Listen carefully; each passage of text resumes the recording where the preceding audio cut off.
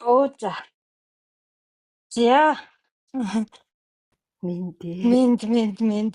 Залуу зам болоод ерөөсө жигтэйхэн ямар ч байсан наадмын өмнө өнөөдөр ингээ амжуулаад хэдүүлээ өрөөгөө явчихж байгаа нь сайн хэрэг болох нэ гэд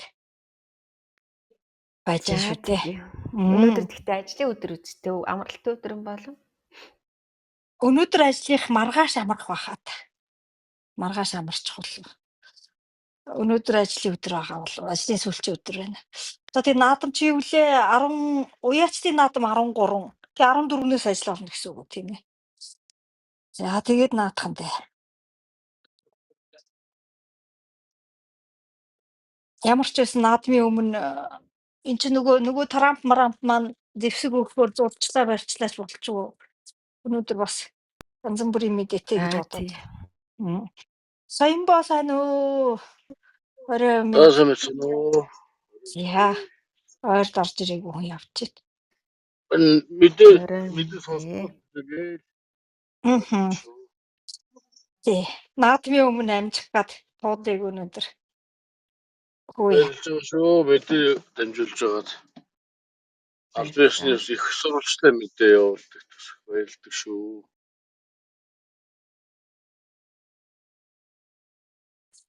За ерөнхийдөө цаг маань болж байна. Тий, явхад бол ботхоор л байна. За тэгье. За бүгдөө орой минь дээ. Наадмаас өмнө тэгвэл өнөөдөр түрүүшин 7 хоног чадаагүй юм чинь тий. Энэ 7 хоног ялцуулчих. Тий, ялцуулчих яг үнэ. За ингээ би өнөөдөр юунаас эхлэх үү гэвэл за би өнөөдөр хамгийн одоо гайгүй мэдээнээс л эхлэндээ Украин нөгөө Нидерландын хэмжлэл гээд нэг юм болоод ирсэн. Тэр өнөөдөр Страсбургт Европын хүний эрхийн шүүх Украин Нидерландын хэмжлэг хүлээж аваад тэгээд Оросын нөгөө эсрэг тэгээд Европын хүний эрхийн тухай конвенцийн хэдэн зүйлтийн заалтыг зөрчсөн Оросын холбооны улсыг буруутаа гэж үзсэн ийм мэдээ гарсан ба. Миний хувьд бол энэ айгүй их дажгүй сайн мэдээ гэж бодож байна. Яагаад гэвэл энэ ямар нэхэмжлэл байсан гэхээр Нидерланд гэхэр хүмүүс мэдэх бах тий Украинд Нидерландын 2014 онд Донбассын дээгүүр явж исэн Млайци MH Симна-17 гэсэн онгоцыг Оросууд сөнөөсөн. За тэр нь болохоор Нидерландын иргэд их байсан. Тэгээд тэр нь болохоор нөгөө Украины юунд Донбассын дээгүүр нисэж хагаад тэр нөгөө Геркэн гэдэг одоо шоронд орсон байгаа. Тэрний чинь удирдлагын доор Оросууд Бук гэдэг пуужин харваад тэр онгоцыг устгаж баахан энгийн иргэд амь өргөжчихсэн. За тухайн үед мэдээж хэрэг нөгөө хэн буруутай гэхээр Украинчуудын буруутай гэл ингээл буужгинж жаа. Тэгээд дараа нь эднэр чинь айгүй удаан одоо 10 хэдэн жил болж байна гэсэн үг. 11 жилийн дараа нэг муу энэ одоо хэрэг нэг тийшээ болж Оросын холбооны улсыг буруутай гэж одоо баталсан байна. Дараа нь энэтэй холбоотой 2014 онд Донбасс Луганскийг нөгөө Украинууд Оросууд талын нийцлэхдээ бас тэндээс чинь Украины хүүхдүүдийг маш их хэмжээгээр Оросын холбооны улс руу хууль бусаар авч явсан мэт. Тэгэхээр ч 14 онд 11 жилийн өмнө л энэ хүүхэд тулгаалдаг ажил байсан байна шүү дээ. За тэгээд энэ бас одоо нэхэмжлэл хүүхэд тулгаалсан тий. Тэгээд дараа нь 2022 оны 2 сарын 14-ний өдрөөс эхлэн бүрэн хэмжээний төрөмгөл үеэр хүний эрх зөрчсөн гэсэн ийм 3 чиглэлээр нэхэмжлэл гаргасан байсан. Тэгээд энэ дээр Оросын холбооны улсыг буруутай гэж хүлээн зөвшөөрсөн байна. За энэ бол миний хувьд айгүй сайн мэдээ гэж бодож байна. Ягаад гэвэл энэс болж Украиныг тухайн үед чинь хамгийн л одоо муухайгаар хэлжсэн. Би бүр санаж байна. Тэгэхээр нөгөө нэг юу гэжсэн үгүй гэвэл хэрэг хуучирдаггүй гэж нэг юм байдаг штэ тий. Хичнээн жилийн дараа ч гэсэн юм өнөөрөө л гарч ирдэм байна гэдгийг би хэлэх гэж байна. За дараа нь энэ өнөөдөр хин Зеленский Ром руу ниссэн байна. За энэ ямар ажиллаар явж байгаа гэвэл нэгдүгээрт нь тэнд Ромын паптай уулзсан. За Ромын паптай нөгөө түрүү уулзахдаа бол зүгээр л нэг юугаар уулзсан шүү дээ. Тийм үү. Одоо ёслолын үеэр нэг хальт уулзсан маа. Тэгээд өнөөдөр яваад албан ёсны уулзалт болох юм байна. Дээр нь одоо нөгөө Трампын тусгай төлөөлөгч Кит Келлигтэй уулзсан. Итали ерөнхийлөгчтэй уулзсан. Тэгээд ойрын өдрүүдэд энд нөгөө Украиныг сэргээн босгох баг хурал гэж юм болох юм. За тэрэнд оролцохоор өнөөдөр Зеленский явж байна. За энэ тийм нэг эвтэйхэн мэдээ байлаа. Дараагийн мэдээ нь болох тун зэрэг энэ өнгөрсөн 2-7 хоногт нөгөө нэг Туркид болсон юуны одоо тэр чинь бол инхийн л одоо хилцээ болоод байна л да. Нэг хэсэг бол гал зөксөх хилцээ, дайн зөксөх хилцээ гэл юм яриад байсан. Яг үнэн чанартай бол ер нь яг юуны инхийн гинэ хүмүүнлэгийн. Тэгээ энэний хүрээнд олзлогдсодыг нөгөө бүгдээр гэдэг ийм юм дээр тохирсон. Тэгээд тэрний 7 дахь солилцоо дахиад 7 дахь солилцоо сая болсон байна. Энэ өнгөрсөн 7 хоногт. За энэгээр нөгөө Оросын холбооны улсаас удаан хугацаагаар хорих ял авсан хүмүүс суллагдсан. Нас тэднэрээс хэд хэдэн суллагдсан. Яг тэгвэл энэ их сони юм болсон. Эдгэр чинь нөгөө нэг дайн хэлсний дараа баахан хүмүүсийг олзолчоод дараа нь орсон хуулиар шийтгэхэд тэгээ яг шоронгийн цэргийн олзлогдсод биш шоронгийн хоригдол болгосон ба. За тэр бол нөгөө нэг тэр чинь болж шал нийттэй байгаа зү тийм. Тэр чинь олзны хүн хэрэгтэн гэдэг чинь шал өөр. Тэгээ телевизээр энэ гаргаад байсан шүү дээ баахан хүмүүсийг бүх насаар нь хорих гэл. Тэгээ тэднэрээс одоо судлагдсан. Тэгээд бас 22 онд олзлогдсон ихэнх нь хүмүүс одоо яасан. Тэгээд тэнд сургаггүй алга болсон тооцсон маш их олон хүмүүсийг одоо олж илрүүлж судлагдсан ба. Тэгээ энэгээр аяг онцлог ийм солилцоо боллоо. За одоо тэгээд нийтдээ эн чинь ингээд 7 дахь солилцоо болчихж байгаа. Чухам одоо яг хэд хүрж байгааг мэдэхгүй. Одоо ч бас нөгөө нэг Украины тэр нэг олзлогдсон лагерт маш ихээр үлдсэн хүмүүс нь нэгдүгээрт нөгөө коллаборантууд гэдэг урвсан хүмүүс байгаа да. Оросын талд ажилласан ч гэдэг юм уу тий. Тэд нар ч одоо ерөөсөө хайшичгүй болчт юм биш тий. Оросууд авдаггүй юм байна уцаагаад. Өөртөө явъя гэдгүй юм байна. Явахгүйгээ гөрөж тийм ээ. За тийм хүмүүс. Нөгөөх нь Оросоос нөгөө нэг янз бүрийн байдлаар хууртагдж ирсэн мөнгөний төлөө ирсэн гадаадын иргэд маш их хэмжээгээр байд юм байна. За тэдний ч одоо солиход бас хэцүү байд юм байна. Яаж хинтээ солих юм те? Хинээр солих уу гэд. Ингээд ийм асуудал. За тэрийг ерөнхийдөө бол энэ ингээд олзлогцыг солих ажиллагаа ерөнхийдөө амжилттай явагдаж байгаа гэж үзэж байгаа юм байна. За нэг ийм юм боллоо. За энэ өнгөрсөн 2-7 хоногийн юунд хугацаанд Украинд маш хэмжээний дрон пуужингийн тоглоо болж байгаа. Бүр арай дэндүү их хэмжээгээр өнгөрсөн шөнө гэхтэл 741 одоо нөгөө дрон пуужингийн тоглоо болсон. 741 гэхээр бүр амар аваа ерөөсөө дайн эхэлсээр ийм юм болж байгаагүй. За тэгээд ихэнх нь баруун Украин руу давшилт хийсэн байна. 741-ээс 718-ын дроноос нь 718 байг одоо устгасан, зарим нь одоо чиглэлээ алдсан гэд. Чиглэлээ алдсан гэхээр бид түрүүнд нь тайлбарлажсэн те нөгөө нэг дронуудын чиглэлийг эребээр устгадаг, чиглэлийг өөрчилдөг гэсэн. Байга онолохгүй гэсэн. За 14 буужингаас 11-ийг устгасан байна. Энэний түрүүн энэ одоо 500 гараа шөндөө 500 гараа гэдэг ч юм бол өөр аимшигтай. Тэгээд сүүлийн үед Оросууд ч одоо ерөөсөө нөгөө нэг тактикаа өөрчилдөө штэ. Дандаа л тактикаа өөрчилнө. Сая сүүлийн 7 хоногийн хугацаанд 5 мужид одоо нэг ТЦК гэдэг монголоор орчуулах юм бол цэрэг татлагын газар гэдэг юм уу? Эсвэл дайсалгааны газар гэдэг юм уу мэдэхгүй тий. Тэрийг устгаад байгаа. Их сонирхолтой. За тэгэхээр мэдээж хэрэг сайн дургийнхан гээд өөрсдөө ирдэг. Дайчилгаа бол дайчилгаа тийм үү? Дайчилгаа гэдэг чинь одоо хүн дуртай дургүй нь хамаагүй л дайчлагдаад татагдчихаа гэсэн. Тэгэхээр мэдээж энээсээ болоод Украины дотоод байдалд дотоодд нь янз бүрийн асуудал гардаг. Дуртай явна, дургүй явна, зарим нь чирнэ гулдран тий. Тэгэхээр энэнтэй холбогдуулаад нэгэсэндээ Украиныг нөгөө дотроос нь одоо үүмэн самун гаргах, дотроос нь одоо сэтгэл санааны хувьд унгах ийм зорилготой гэж үзэж байгаа юм байна. Тэгээд нөгөө энэ цэрэг дадлын газрууд чинь гол төлөв одоо цэргийн анги байрлал энтрээр байхгүй дандаа нөгөө энгийн зүгээр л одоо нэг энгийн одоо хороолт тэ дотор байж идэг гэсэн. Тэгэхээр энээс болоод маш их олон цэцэрлэг сургууль, их сургууль гэдэг энгийн байгууламжууд маш их өртөж байгаа.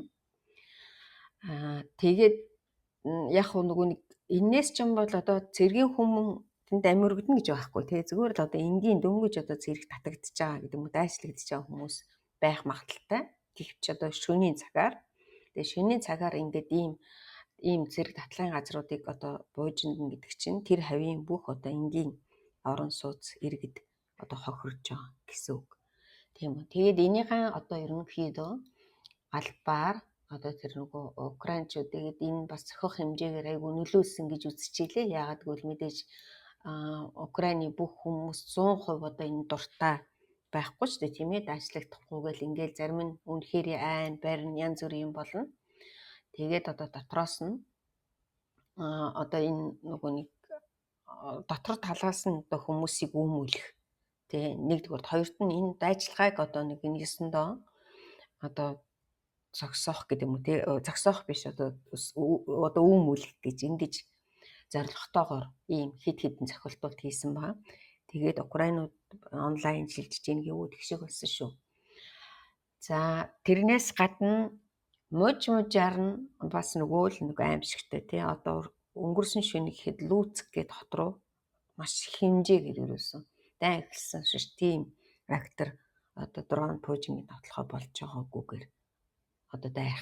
Ингээ хотоор нь мужаар нь ингэж мужийн хот одоо мужийн төв гэдэг юм уу тий тэгж дайрч байгаа. За энэ мэдээж хэрэг нөгөө Трампын Америкийн нэгдсэн улсын юутай холбоотой гэж үзэж байгаа тийм ээ. Гив гинтхэн Америкийн нэгдсэн улс чинь сая чинь баахан бужигнаа боллоо шүү дээ. Юу нэг энэ яг нөгөө Польшид байсан.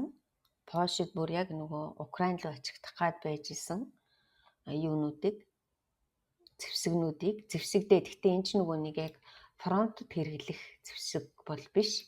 Цэвэр нөгөө одоо энэ том гингүү одоо юу гэдэг нь энгийн хотуудыг хамгаалахаар бэлтгэгдсэн байсан Петротийн одоо нөгөө буужингуудыг яг явуулах гэж байгаа юм гів гинтхэн зогсоосон.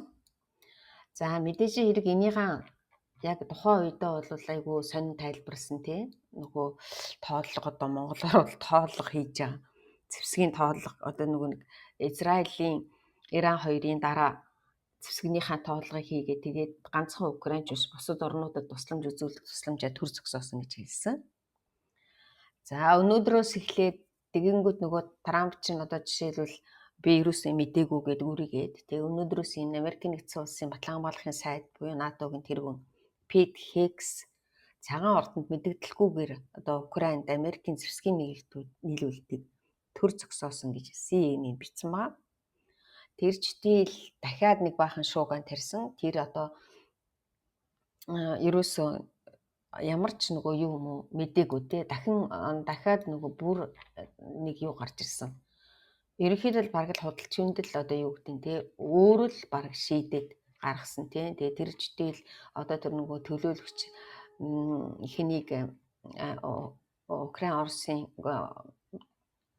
гэдэг лээ Трампын тусгай төлөөлөгч ч мдээгүй тий тэгээд тэр нөгөө нэг Марко өрөө бууч мдээгүй байсан гэд ингээд CNN дээр өнөөдөр маш их том юу гарсан ба мэдээлэл гарсан. Тэгээд мэдээж Яванда энэ мэдгдэх байлгүй. За энэ хоёр дахь удаага юм болж байгаа. Тэ гів гинтхэн ингэ зогсоодог. Бараг миний байдлаар юугаар бол бараг 3 дахь удаага болж байгаа. Нэг нь болохоор 2 жилийн өмнө бидтэй агдик эзлэхийн өмнө эдэр чинь гів гинтхэн Трампын одоо тэр Джонсон чинь гэгвинтгийн зэвсгийн зогсооцсон шүү дээ. Тэгээд тэрнээс болж Ivdeco-г алдсан. Фронт сүрсэн байгаа бас нэг хэсэг.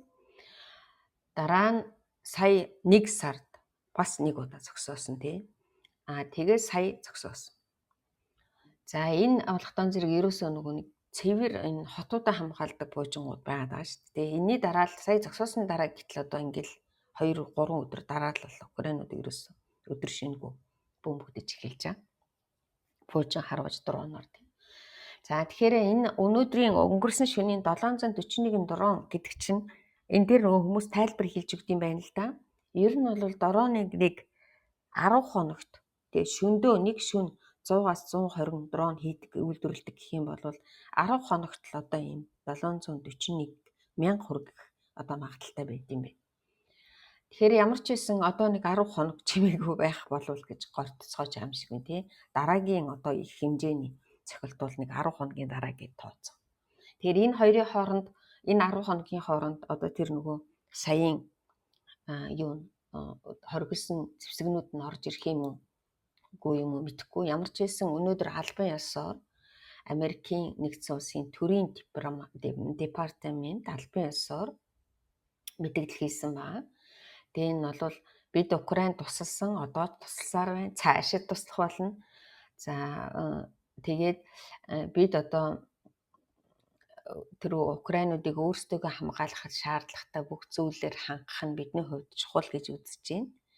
Тэгээд манай ерөнхийлөгч нөхцөл байдалд гүнээ санаа зовж туслахаар шийдсэн гэсэн мэдээлэл гаргаад тэгээ саяын тэр төр зогсоосон зэвсгүүдийг эргээд нийлүүлэхээр болсон байна.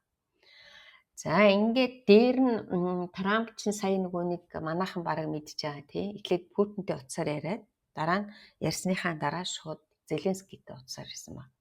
За яагаад Путинтэй утсаар ярьсан гэвэл Путин өөрөө санаачилсан юм уу? Путин нөгөө нэг Америкийн тусгаар тогтнолын өдөр зориулж ярьсан ч юм уу мэдгүй. Путин өөрөө ярьсан л гэж бичээд байлээ. Тэгээ яг нөгөө нэг Трамп чинь 2-7 хоногийн хугацаа өгөөд идэв штэ тий. Тэгээд тэр нь ч болсон байж магадгүй. Тэгээ харин саяын тэр сүүлийнхаа утсаар ярьсны дараа Трамп айгүй сонин мэдээлэлүүд хийсэн баа. За манайхаа өөрсдөө сонссон, мэдсэн, уншсан баг тий. Хамгийн гол нь Трампийн хийсэн юм бол би Путинтэй хийсэн одоо Путин чинь шууд нөгөө нэг хинт тусгаар тогтнолынхын баярын өдрийг хөргөчээд тэгээд дараа нь манайх нөгөө энэ цэргийн тусгай ажиллагааныхаа зорилготой хүрээгүй тэгээд зорилготой хүртэл бид нар зогсохгүй гэж мэдээлсэн гэж утсаар хариулсан гэсэн. Тэгээд тэрний дараа нь одоо хин Трамп чинь би одоо энэ ярианы дараа маш их урам хугарсан. Тий. Тэгээ яагаад гэвэл энэ Путин гэдэг хүн ерөөсөө л алга болчихсон юм байна гэж хэлсэн. Тий. Бид хоёр одоо түрүүнд нь маш их одоо сайн харьцаатай байсан. Их олон жил одоо бараг л найз байсан гэж арай хэлээгүй л дээ. Олон жил бид нэр ийм дотн харьцаатай байсан. Гэвч одоо сая утсаар ярихад Путин гэдэг хүн ерөөсөө огт байхгүй болсон байна. Тэр ерөөсөө энэ дайныг зогсоохыг хүсэхгүй. Тий. Байгаа нь одоо зогсоохыг хүсэхгүй байна. Тэгээ маш муу. Тэгээд гэрээ хилцээ хийжсэний дараа л одоо маш их хэмжээгээр Украины хотууд руу буудаж зөвхөн л одоо хүмүүсийг алж байна. Ямар ч одоо тийм нөгөө яриа хилцээг дөөсгөх, цааш нь үргэлж дүүлэх тийм ерөөс юм алгаа гэсэн ийм хийсэн ба. За тэгээд тэрнийхээ дараа би одоо нөгөө нэг 20 арга хэмжээний талаар Путинтэй ярилцсан. За 20 арга хэмжээний одоо Байденгийн авч ирсэн 20 арга хэмжээ бол их сул байсан. Би хэрвээ 20 арга хэмжээ авах юм бол тийм нэлээд хатуу байх болно. Тэрийг ч гэсэн одоо Путин өөрөө мэдж байгаа. Тэр бол мэргэжлийн хүн гэж хэлсэн ба. За ингээд тэр нөгөө ийм учраас тийм одоо энийг ингээд энэ хүн алах ажиллагаагаа зогсоохгүй байгаа учраас би Украинд өөрийгөө хамгаалах одоо зэвсгийг нэмж өгөх бодолтой байна гэсэн мэдээлэл хийсэн. За энэ дээр мэдээж хэрэг тэр түрүүний одоо зогсоосон зэвсгэн дээр нэмж өгөх юм уу? Эсвэл одоо тэрийг ярьж байгаа мó гэдгийг мэдээж тодорхой биш байгаа. Гэвч Европын холбооны улсыг Америкийн нэгдсэн улсаас зэвсэг худалдаж, петродыг худалдаж авч Украинд нийлүүлэх тухай яриа гарч байгаа юм байна. За тэгээ ямар ч байсан нэг ийм аман одоо юмнууд яригдчихэд байж байна. Ямар ч байсан нөгөө зогсоосон зэвсгнүүд нь бол ирэхээр болсон. Тэр нэмж өгөх юм нь одоо хизээчин бүү мэд Гэхдээ мэдээж хэрэг Трампын хэлсэн үг чинь хэцүү шүү дээ тий. Өнөөдөр нэг ярьдаг, маргааш нэг ярьдаг. Гэхдээ яг би өнөөдөр 2 өдөр дараалаад энэ цэргийн шинжээчдийн яриаг сонсож байхад саяын одоо нөгөө ярьсан юм яриа арай харьцангуйгаар тийм нэлээх ойлголт авсан шинжтэй байна лээ гэж ярьсан. За тэгээ мэдээж хэрэг дараа нь Зеленскийтэй Путингийн дараа Зеленскийтэй яриад ярихдаа мэдгүй одоо яг эдгээр чинь нөгөө нэг би ерөөсөө энэ зэвсгийг одоо нийлүүлэхийг зогсоосон гэж мэдээгүй байсан гэж Зеленскийд хэлсэн гэж яригдж байгаа. Гэхдээ яг бид нэр өөрсдөө хож ихэр сонсоог болохоор мэдэхгүй. За ямар ч байсан Зеленский болохоор түрүүчийн 3 удаа уулзсан шүү дээ тийм ээ Зеленский чинь. 3 удаа уулзснаас энэ сүүлийн уулзаар ярьсан яриан дээр харьцангуйгаар тийм нөгөө нэг өөр тэгээ ярианы өнгө одоо бүх одоо ярьсан сэдв хүртэл одоо их өөр шийдэгдсэн гэсэн.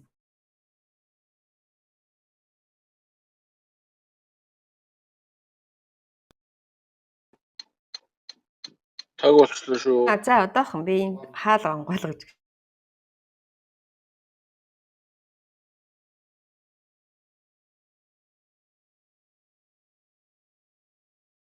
За манай өөрөө заримдаа жоохон техникийн саадтай байдаг байгаа шүү. хаал онгойлгож гэж. За тэгээд ийм болсон. Тэгээд хэдүүл хараад байж тий одоо цаашаа яаж шийдэх юм баа бөөмэй. За өнгөрсөн 7 хоногт нэг харамсалтай юм болсон. Украин дахиад нэг F-16 онгоцоо нисгчтэйг алдсан ба. За энд Украинд одоо 537 дрон тэгээд янз бүрийн холимог буужингийн цохилтын үеэр F-16-гийн нисгч нь хөөрхөд 6 одоо юутай явд юм биш. Тэр чинь 6 буужинтай нисдэм байна. За тэгээд 6 далавчт буужинг устгачаад тэгээд дараа нь нөгөө дроны давталгаанууд энэ төр чинь одоо их хэмжээгээр явж байгаа тийм. Тэгээ их доогор хурдтай ниснээс болоод тэгээд онгоцон сүрж амиа алдсан ба. За энэ бол ерөнхийдөө мэдээж хэрэг зэвсэг сайтай бол ингэж F-16-ийн бусад одоо дрон мороо устгах гэд мэдээж нисэхгүй шүү дээ тий. Гэвч одоо харамсалтай нь өөр аргагүй байгаа. Тэгээ харамсалтайгаар нэг сайхан залуу амь өргөцөө. За ийм юм болсон. За Украинууд энэ 7 хоногт бас мэдээж хэрэг зүгээр байгаагүй. Энэ 7 хоног бараг одоо 2-7 хоногийн мэдээ байгаа тий. Тэгэхээр Украины сүүлийн үеийн одоо цохилтууд нь гол төлөв ерөөсөө үйлдвэрлэл цэргийн үйлдвэрлэлүүд рүү хандсан ба. Тэр тусмаа дроны үйлдвэрүүд дроныг одоо нөгөө нэг хийдэг юунуудын детальнуудыг хийдэг тэгээ ийм үйлдвэрүүд. За тэгээ пуужингийн үйлдвэрүүд рүү гол төлөв цохилт өгсөн ба. За би энэ Гескаас хэлээд өгчээ. За энэ Брянск мужид зэвсгийн агуулгад тэр Украины тагнуулын газрынхан батлан хамгааллын хүчинхэнтэй хамтарч зэвсгийн үйлдвэр цохилт өгсөн. За Украины аюулгүй байдлын албаныхан 6 сарын 28-нд юу яасан ба. Гэхдээ энэ нөгөө сүүлд мэдээ гарсан. Кримийн Кировск гэдэг нисэх онгоцны буудалд дроны цохилт өгсөн. За тиймд 3 нисдэг тэрэг зенитийн пуужингийн Панцирцайдын гэж хөтөлбөрийг устгасан ба. За энэ болохтой зэрэг сүүлд одоо мэдээнүүд нь одоо тийш нөгөө нэг төрөнд нь цохилт басны дараа хэд хоногийн дараа мэдээ гардаг. Тэгэхээр энэ мэдээ энэ 7 хоног руу орж ирж байгаа. За тэн дээр тэр Ми-8, Ми-26, Ми-28 гэдэг 3 нисдэг тэрэг тэгээ Панцирцайдын нэг гээд өөрөө явах зенитийн пуужинг системийг устгасан ба. За энэ Оросын Ижевск гэдэг тэр Купол гэдэг нисгчгүй онгоц уу дрон угсардаг ийм үйлдвэрлэлөө цохилт өгсөн. За эндээс тэр нөгөө Гарфи А1 гэдэг дронуудыг одоо фронт руу явуулд юм байна. За энд Reuters агентлаг мэдээсэн л дээ 23 оны 7 дугаар сараас Хятадын одоо хөдөлгүүр сэлбэг хэрэгслийг одоо ашиглаж энд ийм дрон угсарч байна гэж хэлсэн байна. Тэгээ Хятад бол сүүлийн үед нэлээ яригдаад байгаа тий. Өнөөдөр гэтэл Украинд Хятадын аав хүү хоёр одоо тагнуулыг баривчилсан байна. Нөгөө нэг Хятад цэрэг олзлогдсон мэдээ юу нөгөө нэг юу гэдэг үлээ. Допроск гэрж манахаар юу гэдэг. нөгөө асуулган басуулах юу гэж хэлдэг болоо монголоор. Тэгээд нэг олзонд орсон байгаа. Тэр нэг цэрэг баригдсан бүр төрүүчийн нөгөө 2-3-аас илүү. Тэгээ энэ дээр бас нэлийн асуудал гараал байна да. Өнөөдөр тэр нөгөө Украины нефтүүн ингээд Пуужингийн технологиг хулгайлах гэж жагаад тэгээ яг ерөнхийдөө дөнгөж ер нь бол эртгэл мэдэгдэл байсан юм байл да. Тэгээд нөгөө нэг сөрөг тагнуулахын чинь нэг материал өгд юм биш үү тэгээ. Сөрөг тагнуулахын чинь материал өгöd. Тэгээд тэр материалаа дамжуулах гэж яхад нь барьсан ба. Одоо хуурамч материал өгд юм байна тий. Тэгээд тэрэггээр нь барьд юм байна. За тэгээ баригдсан ба. Тэгэхээр энэ үйлдвэр лөө одоо Украин цохилт өгсөн. За энэ үйлдвэрт бас тэр нөгөө нэг тоор гэдэг аарын толгоноос хамгаалах хуучин системийг бас үйлдвэрлэдэг юм байна. За Луганск хотын нефт баазыг Украинууд одоо дроноор тотолсон. Тэгэхээр ерөнхийдөө бол дай ихснээс хойш Луганск Донецк руу нэг их тийм Украин цохилт хийгээгүй байсан. Одоо хийж эхэлж байгаа. Тэгээд өнгөрсөн дараа нь Украины цэргийн тагнуулахын Кримт одоо нэлийн сайн ажиллагаа явуулсан. Энэ дээр бас нэг хидэн Кримийн одоо нэг панцир цайдын гэдэг аарын тотлохоноос хамгаалах хуучин систем, Небоцеб радар, Пичурад 3 гээд эргийн радар, противник GE радар, тэгээд Саки гэдэг нэг онгоцны буудалд сүү 30 онгоц 30 гэдэг онгоц устгагдсан байж магадгүй гэсэн шүү. Тэр онгоцон дээр бол нэг асуудал байлээ. За тэгээд ийм болсон ба. За нэг их актер шууган яасан болсон цохилт бол нөгөө Украины одоо дронууд Донецк хот дох Оросын албаны улсын зэвсэг түвшний 8 дугаар гвардийн нэгдсэн армийн штабын байранд цохилт өгсөн ба. За одоо анх удаага гэж хэлэхэд арай юу юм бэ те. Донецк хотод чи нөгөө нэг Оросын тарих угаагч нар чи ерөөсөө 8 жил бөмбөгдсөн гэж яриад байдаг шүү дээ. Үнэн чанартай Донецк бол ерөөсөө бүтнээрээ байсан. Ер нь Украинууд буудаагүй те. Тийм учраас одоо тийнд их хамгаалан тайван штабууд нь байсан гэсэн үг. За энэ дээр нэг хурандаа өнөөдөр нэр нь гарч ирж илээ. Төрөнд нь яг өдөр чинь нөгөө штабын байр болохоор офицерууд амир өгцсөн л гэдээсэн болохоос яг нэр нь гарч ирэхгүй байгаад байсан. Өнөөдрөөс одоо нөгөө нэг оршуулган болд юм уу те. Гашуудлын үг хэлж юм уу. Тэгээд ямар ч үсэн тэнд нэг хурандаагийн нэр гарч ирж ийн лээ. За мөн тэр нөгөө нэг Оросын албаны улсын зэвсэг түвшний энэ 8 дугаар юу гэдэг төрөөр чинь тий сая хөрөө 2 дахь удаагийн дайралт хийсэн. Эхний 2 хоногийн өмнө нэг удаа дайралт хийгээд дараагийн өдөр нь дахиад яг тэр командны байранд цохилт өгсөн ба. За энд мөн Донецк мужийн яг тэр өдрөө Донецк мужийн төр эзэлсэн одоо нутаг дэвсгэрт Оросын албаны улсын Батуу буудлын 20 дугаар дивизийн командлын штабд мөн цохилт өгсөн ба. За бас тэр нөгөө нэг Оросын Уранижийн хамгаалтын бүсэд Украины батлан хамгаалах хүчин Борисо Глебскийн цэргийн нисэх онгоцны буудалд одоо цохилт өгсөн. Тэнд нөгөө нэг удирдлагатай тесрэг бөмбөгнүүд байдаг том агуулгад цохилт өгсөн ба. За энд мөн одоо нөгөө тэр хидэн онгоц юу яасан байж магадгүй гэж үзэж байгаа юм байна. Онгоц нь нөгөө тэр чинь сургалтын нэг онгоцнууд тэгээд өөр онгоцнод зохицсон байх магадлалтай юм байлээ. Гэхдээ тэрийг мэдээж Оросууд юу яагаагүй тий нөгөө мэддэхгүй шүү дээ ямар юмнууд болсныг. За энд тэр нөгөө хамгийн том нэг юм дээр цэргийн штабын удирдлагын штабын юун дээр одоо нөгөө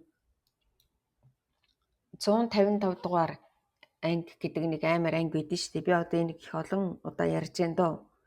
Тэр Оросын нөгөө нэг Тэнгисийн цэргийн 150 дугаар бригадын ерөнхий командлагч гэдэг юм уу тий командлагч нэгээд майор генерал юу гэдэг лээ хошууч генерал тий Михаил хин гэдэг лээ дээ. Тэр нэг хүн амь өргөцсөн ба. Амь өргөцсөн гэж одоо устгагдсан гэвэл арай дээр хэллэг болох ба. Устгагдсан. За энэ 150 дугаар анги ерөөс айгүй алтартай Оросын юу ба энэ нөгөө хамгийн анх лээд 22 онд хамгийн анхны өдөр Бучид одоо аллах хийсэн. Бучигийн энгийн номхон ард иргэдийг одоо юу гэдгийг те аимшигтайгаар аллах хийсэн энэ анги байгаа юм. Тэгээд дараа нь тэднийх чинь одоо сэлбэгдээл хийсэн гэсэн. Сэлбэгдээд яваад байдаг. Тэгээд ерөөсө хамгийн л муухай юм болгон энэ 150 дугаар анги 155 дугаар энэ ангиас гардаг. Одоо тэр Бүүчи байна. Тэгээд дараа нь Курск руу эднэг чинь бас орж ирсэн маа. Тэгээд тэдний тэр одоо юуг ин тэрчтэл одоо нөгөө нэг Путин чинь Оросын түүхэн тийм болж байгаагүй гинэ. Одоо тэр энэ 150 дугаар 55 дугаар ангийн бригадын командлагчийн Оросын баатар цол өгчөөд сая устгагдсныхын дараа дахиад Оросын баатар гэдэг цол өгсөн шүү дээ.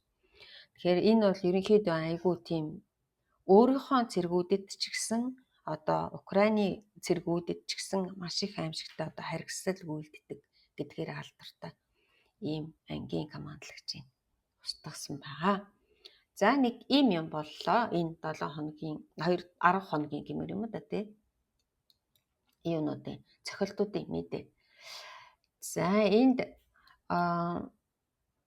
ерөнхийдөө фронтыг бидээс хилээд өгөө тий. За фронт дээр мэдээж хэрэг нөгөө сүүм тий тэр одоо Курск чиглэлийн гэсэн.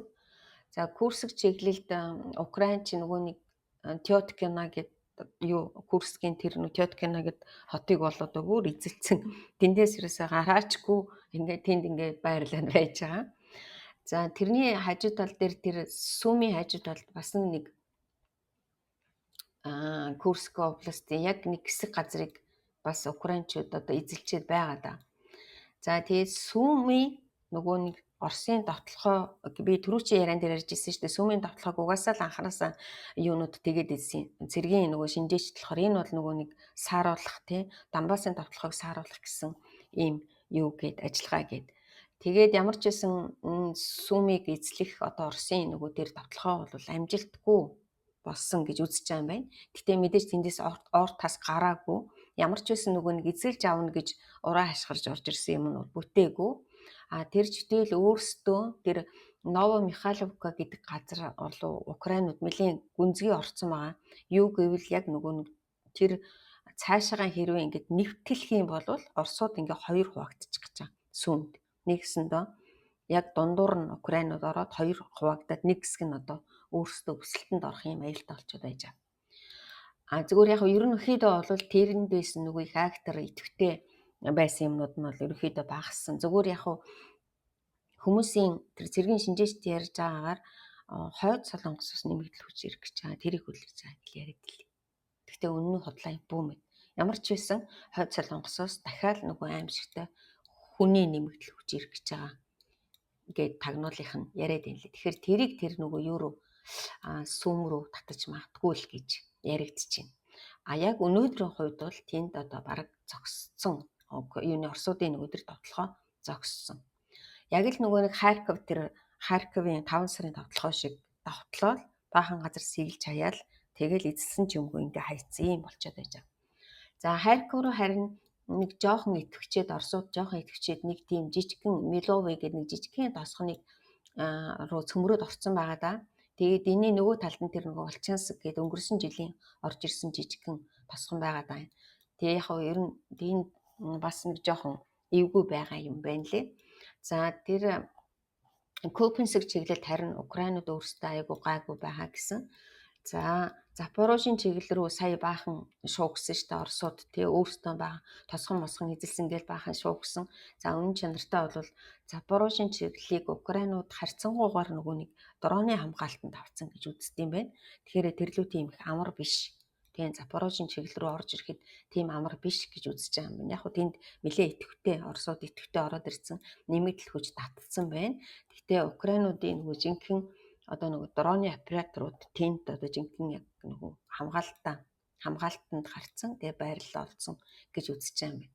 За мэдээч хэрэг нөгөө Донбасс тий Донбассын чиглэлд би нэг удаагийн ярианд ярьжсэн шүү дээ. Нэг ингээд жижигхэн нүгшиг гаргацсан байсан. Тэгээд юугаан фронтон тэгшлэх гээд Оросууд тэгшлэх гээд явж яах гэсэн. За тэгшилсэн баг тэгшилсэн маа. Гэхдээ нөгөө Покровск, Константиновка гэдэг хоёроо эслийг үл байна.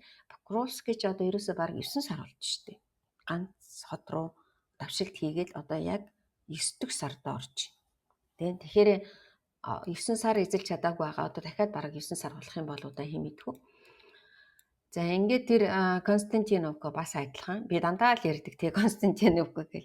Тэгээ яг тойрсон жижиг тосгонууд нь хүлээгээд авцсан. Нэг газар нэг Украинууд түрүүчийн 7 хоногт нэг бүсэлтэнд хариуцгүй орох гэдэг нэг энийг шуугаад байсан. Өнөөдрийн өглөөний мэдээгээр тэд нэр нөгөө амжилттай тэндээсээ гарсан гэж үзэж байгаа юм байна.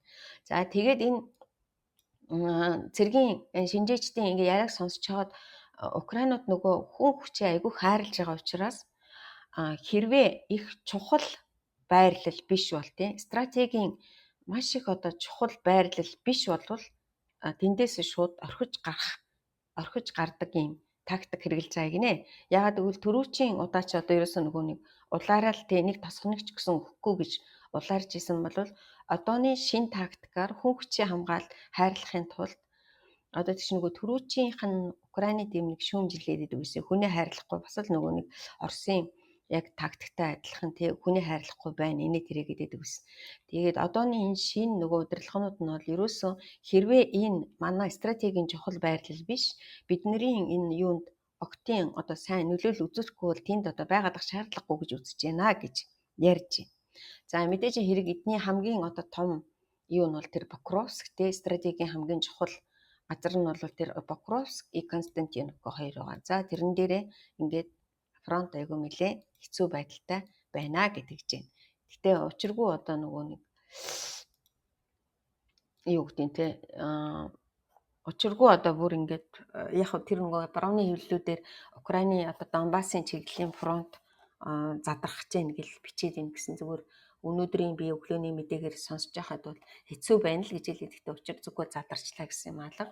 За Днепропетровскийн евро нэг орсон гэж шуугаад исэн. Тэ Оросод ч нэг далбаа малбагаан зүгэл гүгээд исэн. Тэрнийх их амжилттай болоогүй. Тэгээд юу яцсан ба.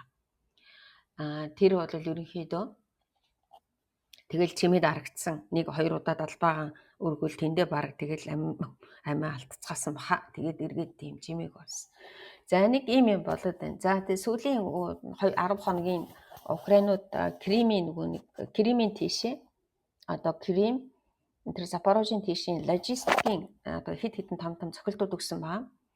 Тэр Запорож мужид төрөөслөгдсөн газар Украины одоо партизанууд Украины тагнуулын газартай одоо төмөр замын логистикийн хөдөлгөөнийг тэр чигээрээ саатуулсан. Тэгээд нөгөө түрүүчийн 7 хоногт би ярьжсэн шүү дээ. 2 бензин ачиж явсан 2 цуу автгсан. Сая бас цэргийн ачааны гал дэргэнд одоо том цохилтууд өгсөн баа. Тэгэхээр энэ дээр ерөөсөн сүүлийн үеийн ярьж байгаагаар Херсон, Запорожийн тэр нөгөө төр эслэгдсэн байгаа хотуудын одоо ард иргэд маш их Украинуудад их тус олж байна гэж үзэж байгаа юм байна. Сүүлийн үед. За нэг иймэрхүү юмнууд болоод өнгөрсөн баа. Тэгээд ямар ч байсан өнөөдөр дараагийн 7 хоногт Украин нэг том юу солигдох гэж байгаа гэж сонсогдож байна. Засгийн газрын тэгээд нөгөө Америкийн нэгдсэн улсад байдаг элчин сайдаа солих гэж байгаа яриа байна. Ягаад гэвэл Трампын хүсэлт гэсэн шүү. Тэр элчин сайд нь үнэндээ эдгээр чинь одоо нэг солилцоо хийхгүй болохгүй байх л да 19 оноос хойш одоо гөрөж байгаа шүү эдгээр чинь чаас. Одоо жишээлбэл Украины ерөнхий сайд гэхэд ч одоо анх эхлээд Зеленскийг ерөнхийлөгч болоход бол ерөнхий сайд болсон хүн шүү дээ. Тэгээд одоо 19 оноос хойш ингээд дайм байнтай бүхэл 6 жил нэрээс өдөр шөнөгүй тий унтах нойр гүцэтгэж байгаа. Тэгээд одоо нөгөө маш их олон ийм одоо хүмүүс зөвлөгөө өгдөм байх тий. Ер нь одоо энэ хүмүүсийг одоо амраахгүй болохгүй тий. Ягаад гэвэл бүр нөгөө нэг шүүсэн шахагдаж дуусч гин гэж үзтiin. Шүүсэн шахагд одоо бүхэл өдөн 6 жил нойр цөмгөн дундарч байна. Цөмгөн дундарч байна. Манайхаар бол цөмгөн дундарч байна. Тий. 6 жил эдгээр ч одоо ерөөсөн нойр хоолгүй ажиллаж байгаа гэсэн. Ялангуяа би энэ Украины ерөнхий сайд чинь бүлхүүрхийн бас их залуу хүн биш үү? Тэгэл ерөөсөн аимшигтай зүтгэж байгаа гэсэн. Нэгдүгээр. Хоёрт нь яг нөгөө тэр үеийн одоо элчин сайдууд Америкийн нэгдсэн улсад ажиллаж байгаа Украины элчин сайд чинь одоо бас нөгөө нэг яг ингээд сайн дипломат одоо нөгөө юу солигдчихлаа гэсэн үг шүү дээ тийм. Америкийн нэгдсэн улс Трамп ерөнхийлөгч олчингууд тэдний стратеги тэдний тактик тэднэртэй ярих дипломат ажиллагаа нь их өөр болчтой юм байна. Тэгэхээр эх 7 хоногт ерөнхийдөө бэлтгэгдэж байгаа юм байна. Дипломатууд солигдох айгүй бол засгийн газрын ч гэсэн солигдох магадлал айгүй өндөртэй байгаа юм байна. Тэгэхээр энийг нөгөө манайхан одоо юу гэдэг нь те урдчлаад ингээд мэдээд авчих юм бол янз бүрийн нөгөө тарих угаалдаг юмнуудаас одоо юу яах юм бэ? Хамгаалагддаг юм байна. Тэгээ ерөнхийдөө бол эх 7 хоногт Украинд ийм том одоо солилцоо болох юм байна. Яагаад гэвэл маш их олон хүн бас шүүмжилд юм байна л да ингээд ерөөсөн. Эднэрийн нөгөө ажлын итвэх айгүй муудж байна гэт те. За ийм юм дараагийн 7 хоногт болох гэж байна. За ингээд ерөнхийдөө энэ миний одоо энэ 7 хоногт ерөнхийдөө ингээд нөгөө нэг их тийм зогсон байдалтай байгаад байсан шүү дээ. Сая нэг хэсэг одоо 2-3 хоног бол ерөөсөн нэг тийм бүх юмнууд зогсон болцсон байгаад байсан. Энэ нөгөө зэвсэг мэсгнээс болоод. Тэгээд одоо өнөөдөр маргаашнаас юу болох юм байгаа мэдэхгүй. Энэ яг одоо зэвсэг мэсгний ирээд юу болох юм байгаа мэдэхгүй. Тэгээд ийм юм боллоо. Яг миний уншсан мэдээллүүд бол энэ. Тэгээд та нараас нөгөө нэг зарим лавлах мавлах юм гарвал асуугаарай. За баярлалаа.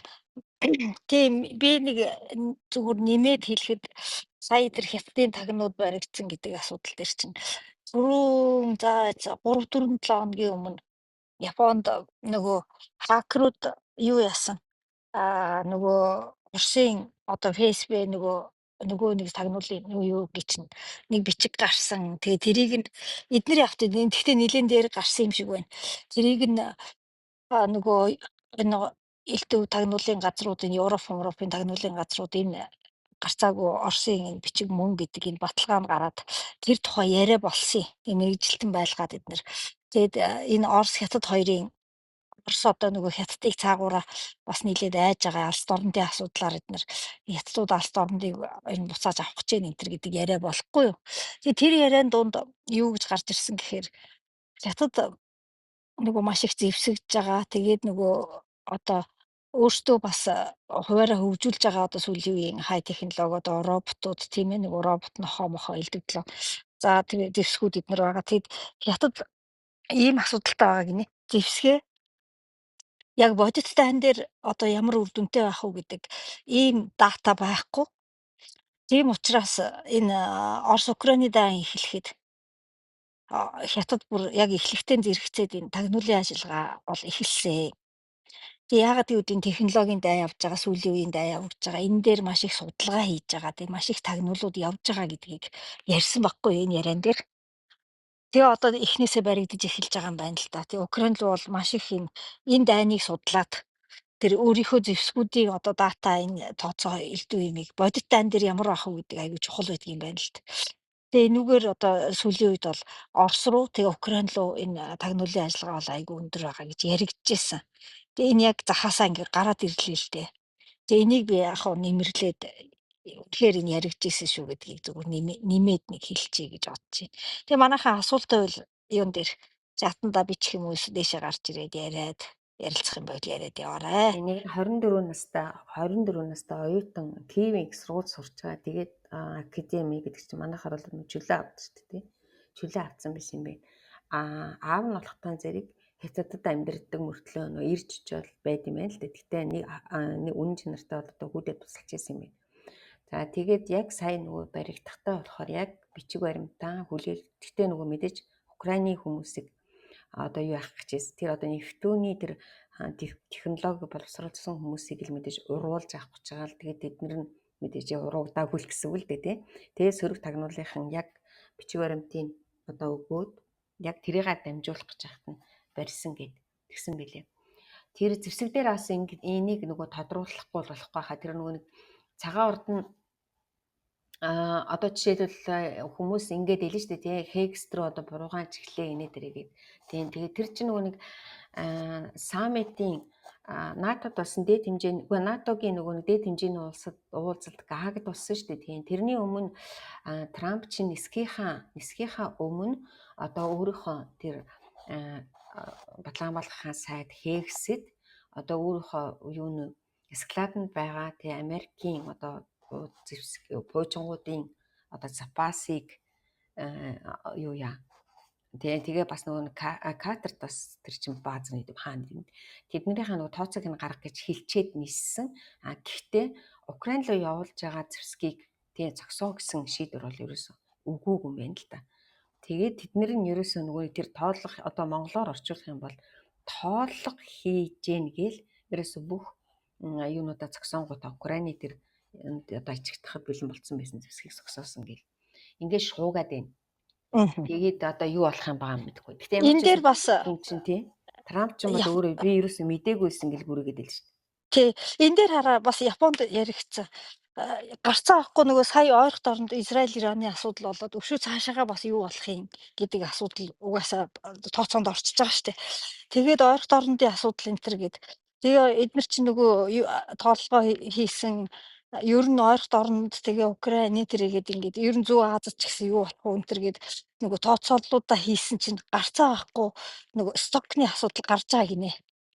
Тэгээ тэр бол одоо тодорхой хэдэн хувьтай бодиттой юм шиг үлээ. Тэгээ энэ нөгөө нөөцний асуудлаа шийдэхгүй болвол эргээд бас энэ хүнд байдалд орж ирнэ магадгүй гэдэг энэ яриа бол бодиттой явсан гэж яригдж байгаа. Тэгээд дээр нь за тэр хин хийсэн энэ тэр гэдэг тэр хэргийн эзэн ч яах вэ тэгээд тэр юм явдаг юм байгаа. Тэгээ бас өнөөдөр өглөө яг тэр Трампын тухайд яалч байхгүй Путин одоо Трамп Путин юу яагаад Трампыг өөрт нь итгэж байгаа байдлыг нь ашиглаад яваад байна гэдгийг Трамп ажиглаж эхэлсэн гэж Трампын ойролцоо тэр хүмүүсээс нь ярьсан гинэ. Ер нь жоохон намайг ашиглаад байгаа юм байна гэдгийг мань хүн их бага хэмжээгээр ер нь жоохон ойлгож эхэлсэн гэдгийг бол ярьж байгаа юм байна. Гэхдээ бас Трампд өшөө цаашаа Путинтэй бас тохирж болно гэсэн тийм ихтгэл үнэмшил бас тодорхой хэмжээгээр үлдсэн үг бас үлдсэн байгаа гэж ярьж илээ. Тэгэхээр яг хуу жоохон өөрчлөлтүүд гарч байгаа. Гэхдээ ямар ч байсан тэр одоо Украинд өгөх зэвсгийн тухайд одоо нөгөө Байденгийн тусламжууд чинь ингээд дуусаад ингээд үргэлжлүүлэхийн момент дээр ямар ч байсан ингээд Трамп Украинд өгөх зэвсгийг аль биесээр зөвшөөрлөө гэдгийг манай энд бас яг баттахад тэг ярьж илээ. Тэг энийг мэдэн хэлчихэ. За өөр ярих хүмүүс байна уу? Асуух асуулт байна уу? Сайн байцгаана уу? Туулаас асуух гэсэн энэ Европын холбооны холбоо тэгээд Английн ч одоо юм өгч байна уу? Украинд юу ч өгөхгүй юм уу? Юу огцолдгүй хуулиар хожирч юм уу? Өгнө гэж ярьдаг тэг байхгүй. Би мэддэг энэ дуулж чадах. Ерөнхийдөө сүүлийн үед нөгөө нэг Мерц шин гарч ирээд Германы одоо ямар нэгэн зэвсэг нийлүүлж байгааг ерөөсөө огт юу яахгүй гэд хэлсэн шүү дээ. Нэгдүгээрд. Одоо ерөөсөө нөгөө зарлахгүй тий. За тэгээд өнөөдөр Мерц чинь нэг юм мэдгэл хийсэн баа. Бид одоо нөгөө Украиныг дэмжнэ, дэмжлэгээ үргэлжлүүлнэ. Тэгээд одоо бидний нөгөө дипломат арга хэрэгслээр одоо энэ дайныг зогсоох одоо юу бол шавхагдсан. Ерөөсөө одоо тийм болохгүй. Тэгээ энэ бол ер нь худлаа юм байна. Тэгэхээр энэ одоо энэ Оросын гэмт хэргийн одоо Путиний энэ дэглэм бодвол бүхэл бүтэн улс орны оршин тогтнох одоо эрхийг цэргийн хүчээр одоо юу яаж जैन тий одоо сүйтгэж яана. Тэгээ энэ бол яванда Европ ТV-д ч гэсэн одоо юу яана. Тэгээ Европ ТV-ийн одоо улс төрийн эрх чөлөөг үгүй хийхийг оролдож байна гэсэн ийм мэдээлэл хийсэн маа. Тэгээ Европын холбооны хувьд дараагийн 7 хоногт бол байж магадгүй. Яг нөгөө нэг 20 арга хэмжээ авах гээд 2 удаа оруулаад 2 удаа гин чин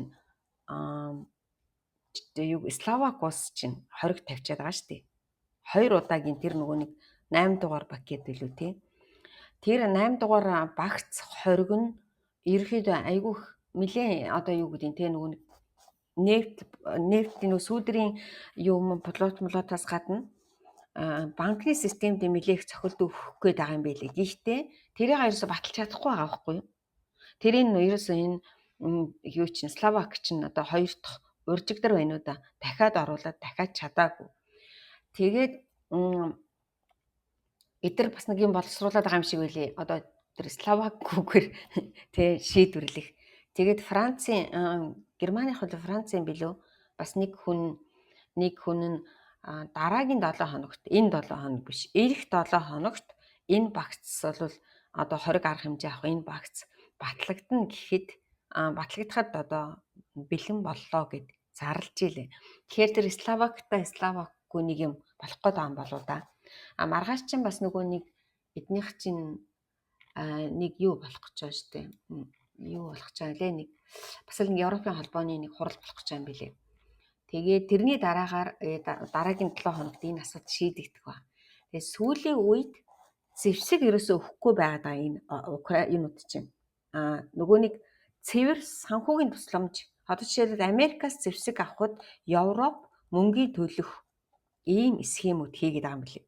Нэгдүгээр, хоёрт нь нөгөө хамт зэвсэг үйлдвэрлэх. Одоо жишээлбэл Нидерландтай байсан.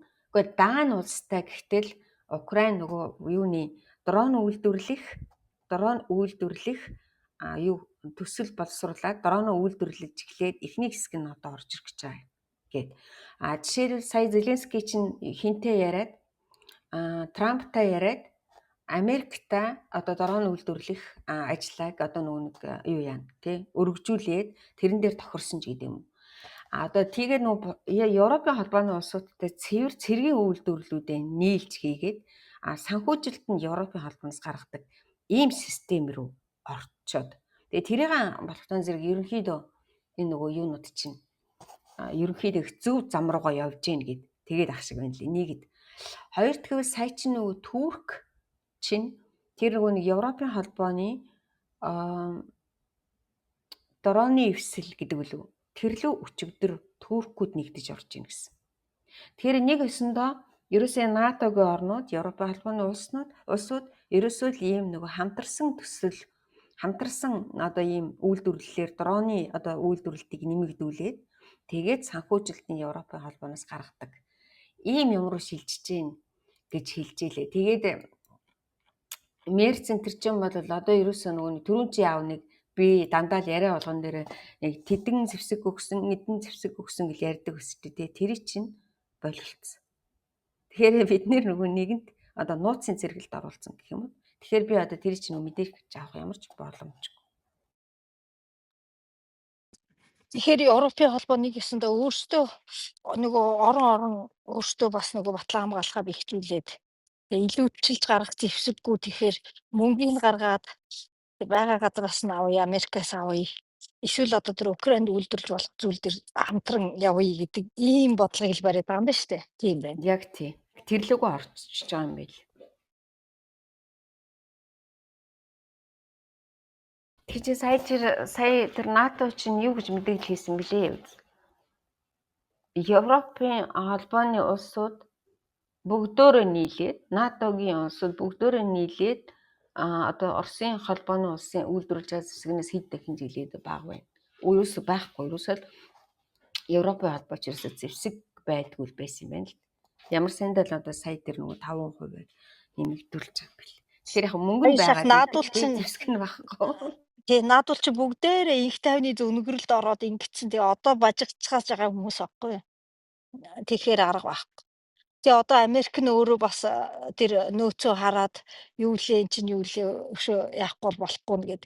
Тэгээ өөртөө жинхэнэ үйлдвэрлэдэг гарууд болсон чи одоо ингээд тариф тавиад байгаа. Гэтэл сая өнөөдөр их нэг сонирхолтой юм гарсан л да. Зүгээр нэг зөвхөн нэг ямар шүүр шот юу гэнэ нэг юм яг бүх юм Америкт үйлдвэрснээр хийж болох нь үгээд нэг YouTube юу хөтэлдэг контент хөтэлдэг залуу.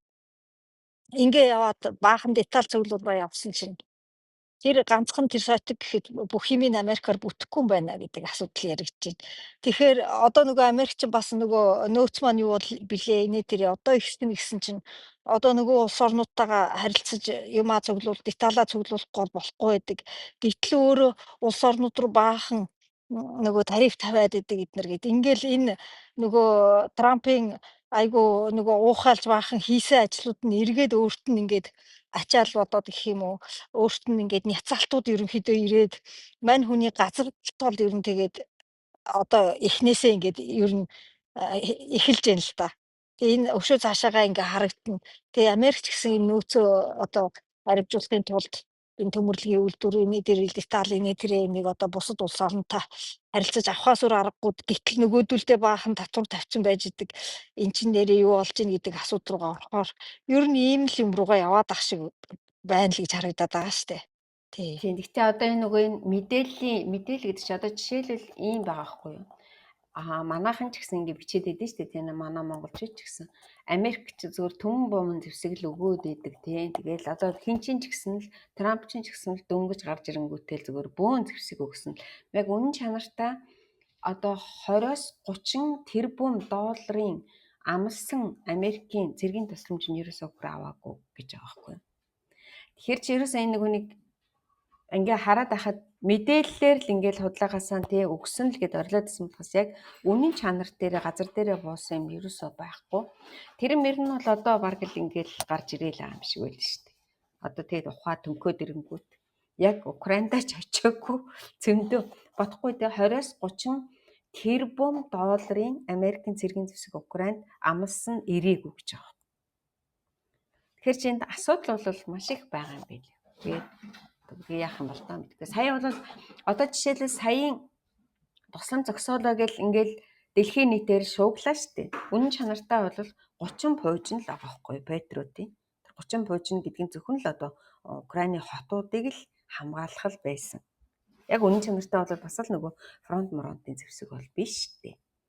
Тэгэхээр ингээд нөгөө ийм буруу ойлголт айгүйх байсан мэдгээд байгаа үстэй. Зүгээр л ингээд дэлхийгээр цацаал амар их зэвсэг өгсөн 300 хэдэн тэрбум жилүүдээ тий тэгэл шуугаад исэн үнэн чанартай бол ерөөс үгүй. Тий энэ юу байдаг юм аа. Одоо зүгээр жижигхэн энэ буцалтгүй тусламжийн төсөл мөсөл юм дээр ажиллаад энийг ерөөсөө амархан ойлгож болдог зүйл. Ягаад гэвэл тэр тэнд оруулж ирж байгаа техник юу юм хүмүүс чинь машин энэ юм чинь нөгөө тухайн үйлдвэрлэж байгаа орноос худалдаж авдаг. Тэгэхээр эний чинь нөгөө талаас нь харах юм бол нөгөө орон өөрийнхөө үйлдвэрлэлүүдийг нэг талаар дэмжиж байгаа хэлбэр байхгүй. Тэгэхээр нөгөө үйлдвэрүүдээс өндөр үнээр худалдаж авна. Тэгээд тэр нь явж орж ирнэ. Тэгээд тэр буцалтгүй тусламжийн дүн бол одоо тэр нэг гарна штэ. Тэгэхээр тэр дүнгээс хідэн тухайн тэр тусалж байгаа улсдаа үлдсэн байна. Хідэн яг туслах гэж байгаа газартаа орсон байна гэдэг чинь бас тусдаа үзүүлэлт болоод ингэ явцдаг.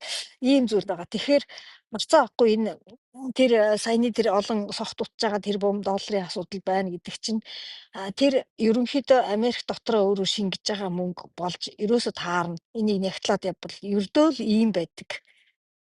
Тэгэхээр тэр Америкийн нэгдсэн улсын тэр зэвсгийн үйлдвэрүүд ерөнхийдөө энэ айгүйх мөнгө хийж яана л гэсэн үг болно. Ийм байгаад идэг. Тэгээ угаасаа тэднийг ч гэсэн зэвсгийн үйлдвэрүүдийг энэ хувийн одоо үйлдвэрлэгчдийг та нар хямдхан гэж хэлэх арга байхгүй шүү дээ тийм ээ. Та нарын имийг үнгүй авна гэдэг арга байхгүй. Улс нь мэдээж худалдаж авахдаа эн чин зах зээлийн үнээс илүү энэ тэр одоо тийм төсвийн мөнгөнд өгж байгаа юм чи ямар үнээр очих вэ тийм ээ. Гэх мэтлэн ийм дотроо айгүй ийм асуудлууд явдаг юм аа. Тийм юмнууд л явж байгаа байх гэж би хувьдаа бол тааж байна. Украины өөрийнх нь үйлдвэрлэл бол ер нь нэлээд сэргэж байгаа юм шиг байлаа. Өчигдөр билүүд уржигдөр эдний нөгөө нэг юуг нь солигдсон шүү дээ. Эдний нөгөө юу дроны одоо манайхаар юу гэдэг нь нисгчгүй онгоцны анги гэдэг бүр айгу том нөгөө тусгай ангитай бас юутай хүчинтэй болсон шүү дээ Украинчин тий.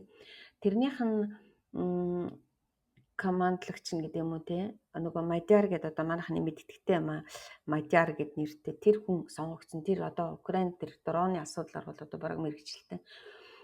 За тэр чин сая хэлсэн шүү. 1000 дрон одоо ерөөхдөө нисгэх боломжтой болж ин гэж хэлчихээ. Одоо жишээлбэл өнгөрсөн шөнө 741 дрон Оросод нисгэж штэ тийм 741 дрон гэдэг чи одоо 10 өдөртөл 10 жоохон гар өдөртөл болд юм уу да.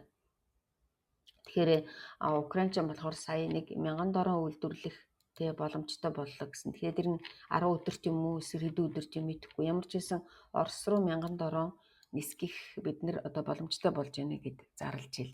Тэгэхээр Украины дроны үйлдвэрлэл нь бол ерөнхийдөө нэлээд ижигдэрч байгаа юм шиг байлаа. Сая гэхдээ нэг шинэ дрон танилцуулсан шүү дээ Украинууд.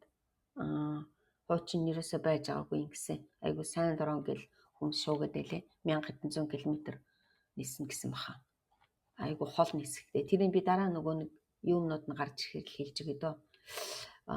Характеристик одоо нөгөө яг тэр дроны тухай нэг мэдээлэл гарч ирдэ штэ. Сая зөвөр л нэг зураг нь гараад ирж илээ. Тэгсэн чинь энэ нөгөө юу судалдаг хүмүүс л одоо дрон морон зэвсэг мэс судалдаг хүмүүс л шуугаад илээ. Энэ бол нэлээд актер ид байна л ид гарах нэ л гэдгээд л. Тэгэхээр энэ Украины сүүлийн үеийн гарч байгаа дронууд нь бол ерөнхийдөө айгу сайжирсан гэх юм уу. Бүр арай дэндүү сайжирч байна л да тийм. За ингээд өнөөдөр одоо хин Зеленский чинь нөгөө хинтээ уулзж байна. Ромын паптай уулзж байна. Тэгээд бүгдөө одоо ингээд яриагаа дуусгая тий. Өнөөдөр дэнийх их тэгж актер хүмүүсийг юу дайн байлдааны юм яриад явах уу? Наадан болж баярлах гэж юм чинь тий. Тэгээ бүгдөө сайхан наадмаа тэмдэглээ, сайхан амраад нөгөө юу гэвэл хэний бүхэн төрүүлж хэний мордны янагдлаг тэгээд тэгээ сайхан бүгдөөрэнд нь одоо наадмын мэд хүргэе урьдчилаад бүгдөө сайхан баярлцаагаараа тэгээд наадмын дараа 7 хоногийн дараа эргээд уулзах уу тэхүү шинсаа Тэгээ. Тэгээд юу ягаараа бүгдээрээ өсто сайхан надаараа нөгөө морин хурд уралдаад бүхэн одоо юу гэдгийг нэрүүлээд мэдхгүй хүчтэй байгаад тий хэдүүлээ ингээд монголчууд засаг төрөө солиод тэгээд их гой бас урагштай үйл явдлууд болоод бид нар их юу нийт монголчууд ер нь сэтгэл санааны хувьд бол их тайван гоё байх шиг байна. Тэгээд сайхан наадам болох шинжтэй байна, сайхан зунч болж ах шиг байна. За тэгээ бүгдээрээ хотлол олноороо дэнж юу дөрөгдөл сайхан надаараа гинт хүүг орж ирж ирсэ дэнж хотоотл эднэр гэд. За баяр та. Тэгээ өрөөгөө нээчи бичлэг үлдэн. Тэгээд сонсох хүмүүст сонсоод